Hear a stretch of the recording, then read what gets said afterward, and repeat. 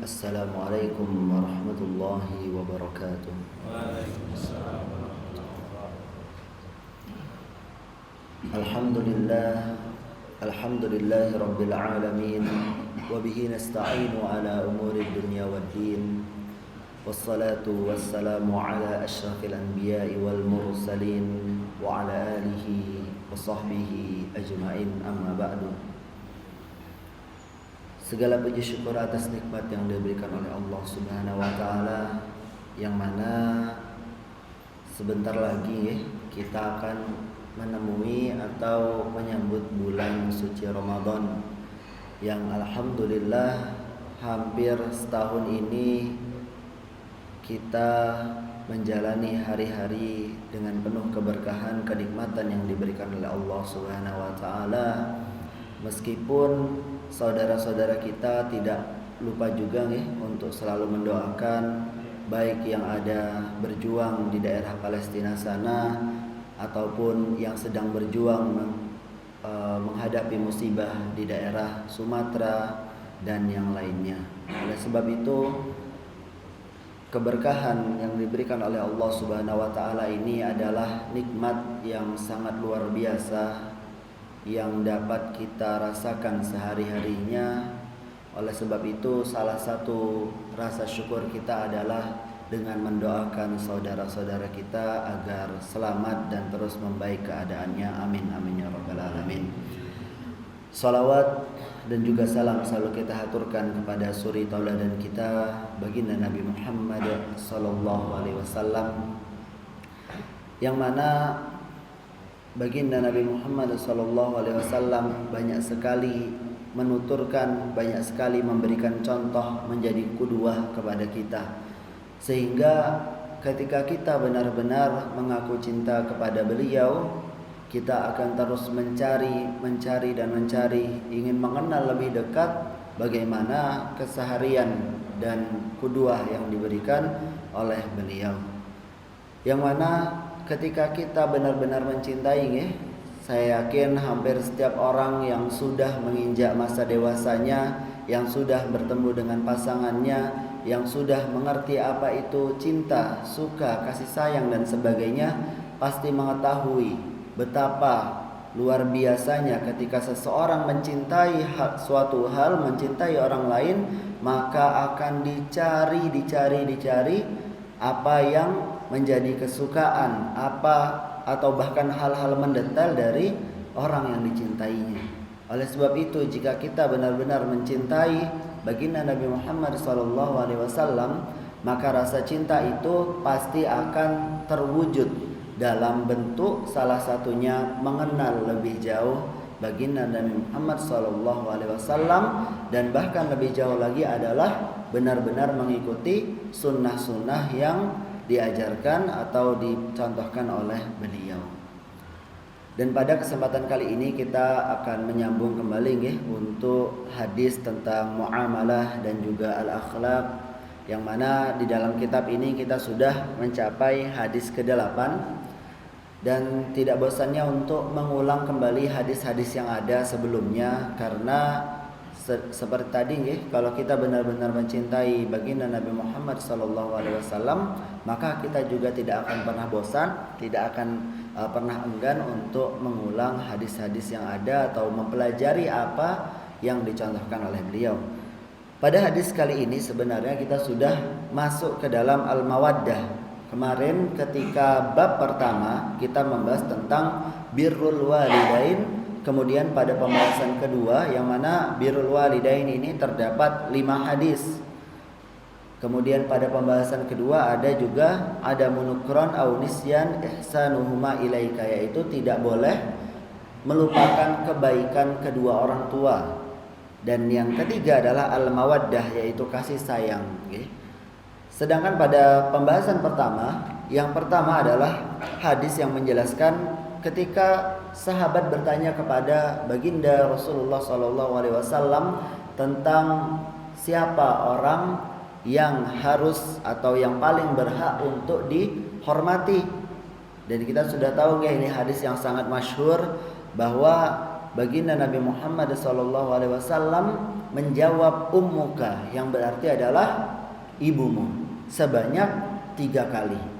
Mungkin panjenengan sekalian yang sudah beristri, sudah memiliki keturunan, itu pasti tahu kenapa luar biasanya disebut ummun adalah ummun memiliki derajat yang luar biasa. Tapi juga tidak pernah dilupakan bahwa sosok bapak atau sosok ayah juga adalah sosok yang sangat luar biasa. Bahkan di dalam Al-Quran, di surat Luqman itu disebutkan, bahkan dalam satu surat disebutkan nama suratnya juga adalah surat Luqman, yang mana Luqman adalah seorang ayah yang luar biasa yang diambil menjadi sosok figur di dalam Al-Quran, bahwa peran seorang ayah tidak pernah luput juga dalam perkembangan seorang anak. Oleh sebab itu, kedua orang tua adalah jalan bagaimana membuka jalan kepada anaknya menuju dunia ini. Apabila kedua orang tuanya memberikan arahan yang baik, maka insya Allah sang anak juga akan mendapatkan pandangan yang baik pula terhadap dunia ini.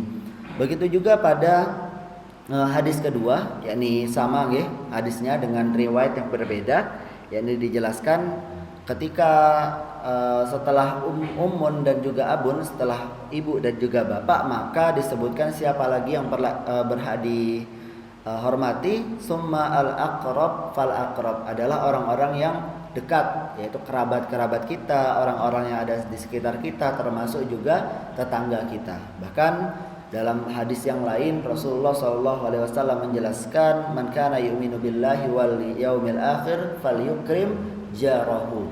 Barang siapa yang beriman, nah di sini disebutkan barang siapa yang beriman pada Allah dan hari akhir, maka akan memuliakan tetangganya. Yang berarti tetangga bermasyarakat adalah pilar dari mawaddah atau kasih sayang dalam kehidupan seorang muslim, atau pada umumnya kehidupan seorang manusia. Kemudian pada hadis ketiga, keempat, dan kelima ini menjelaskan bahwasanya ridhonya Allah Subhanahu wa taala itu bergantung pada ridhonya kedua orang tua. Ridallah fi ridal walidain wa sakhtullah fi sakhtil walidain. Akan tetapi jangan pernah lupa bahwasanya kedua orang tua pun harus menjalankan kewajibannya terlebih dahulu, baru bisa mendapatkan derajat yang luar biasa ini. Jangan sampai kita memiliki keturunan, kalau saya sebagai pendidik memiliki seorang murid di pesantren, itu hanya menuntut hak kita saja tanpa menjalankan kewajiban-kewajiban kita sebagai pengasuh, sehingga anak terkadang merasa tertekan, tidak mendapatkan figur kedua orang tuanya, tapi tiap harinya hanya dituntut. Dan kita menuntutnya dengan dalih agama, ridallah fi ridal walidain. Nanti kalau anaknya mungkin memberikan kritik atau merasa tidak nyaman, kita hanya memberikan tuntutan tanpa memberikan arahan-arahan yang baik, tanpa menjadi sosok figur yang baik. Dan ini sangat dilarang di dalam Islam, bahwasanya setiap manusia, baik itu orang tua, baik itu anak, memiliki tanggung jawab dan haknya masing-masing. Apabila tanggung jawab sudah dilaksanakan, maka hak itu sudah wajib untuk diberikan, seperti itu. Sedangkan di dalam hadis selanjutnya, yakni tentang tidak boleh melupakan kebaikan orang tua, bahkan baginda Nabi Muhammad SAW menjelaskan roghima anfu, yang artinya kalau di dalam bahasa Arab ini adalah istilah untuk kata celaka. Jadi orang itu dikatakan celaka ketika melupakan kebaikan orang tuanya. Di dalam hadis ini dijelaskan, man adraka walidayhi indal kibar aw ahaduhuma fadakhalan nar. Apabila seorang anak, apabila seorang manusia itu mendapati atau masih bertemu dengan kedua orang tuanya ketika sudah besar, baik itu orang tuanya ketika sudah berusia lanjut, akan tetapi anak ini, orang ini masuk neraka, itu sangat rugi. Kenapa? Karena sesungguhnya berinteraksi dengan orang tua, menyayangi orang tua, ini adalah salah satu pintu surga yang sangat besar, sangat luar biasa. Bahkan kalau kita mendengar sebuah kisah, sebuah cerita, sebuah cerita tentang salaf, ada seorang tabi'in, ada yang mengatakan tabi'in karena tidak bertemu dengan baginda Nabi Muhammad secara langsung, yaitu adalah Uwais Al-Qarni, yang kemana-mana membawa ibunya, yang kemana-mana birrul walidain kepada ibunya, sampai-sampai ketika ingin bertemu baginda Nabi Muhammad pun masih belum bisa karena merawat ibunya hingga wafat, dan itu sangat luar biasa. Bahkan kisahnya harum sampai kemana-mana. Bahkan baginda Nabi Muhammad sekalipun mengisahkan atau menjelaskan kepada para sahabat, kalau kalian bertemu dengan orang ini maka mintalah didoakan olehnya, seperti itu. Saking luar biasanya bakti kepada orang tua.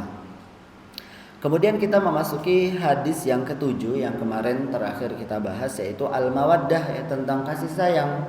Dijelaskan baginda Nabi Muhammad SAW bersabda, "Laisa minna man lam yarham saghirana wa yuwaqqir kabirana."